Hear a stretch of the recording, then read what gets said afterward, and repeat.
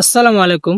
তো আমি আপনাদেরকে নাপাকি সম্পর্কে বলবো। আমরা অনেকেই জানি না কতটুকু নাপাক আমাদের শরীরে লাগলে সেটা সহকারে নামাজ আদায় হয়ে যাবে এবং তা পবিত্র করার জন্য কি কি পদ্ধতি রয়েছে।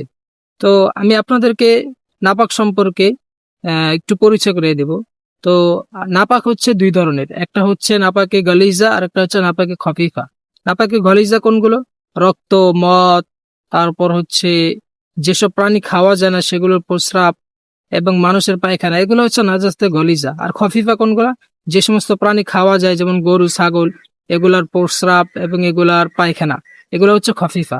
তো নাজাস্তে গলিজা যেটা, সেটা হচ্ছে আপনার শরীরে বা যেখানেই লাগুক না কেন, সেটা যদি 5 টাকার একটা কয়েন তার সমপরিমাণ হয় তাহলে সেটা ধৌত করা ওয়াজিব।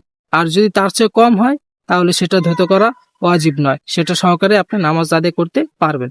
আর যেটা নাজাসাতে খফিফা, সেটা আপনার যে স্থানে লাগবে সেই স্থানকে আপনি 4 ভাগে ভাগ করবেন। যদি হাতে লাগে তাহলে হাতটাকে 4 ভাগে ভাগ করবেন। তো 4 ভাগের 1 ভাগের কম যদি হয় তাহলে সেটা মাফ, তাহলে সেই নাপাকে নিয়ে আপনি কি করতে পারবেন? নামাজ আদায় করতে পারবেন। তো এটাই হচ্ছে নাপাকের এই মূল। আর বাকি হচ্ছে গিয়া প্রস্রাবের সিটা, এটা সুয়ের আগা পরিমাণ হলে মাপ, এছাড়া মাপ না। তো আশা করি নাপাক সম্পর্কে বুঝতে পারছেন।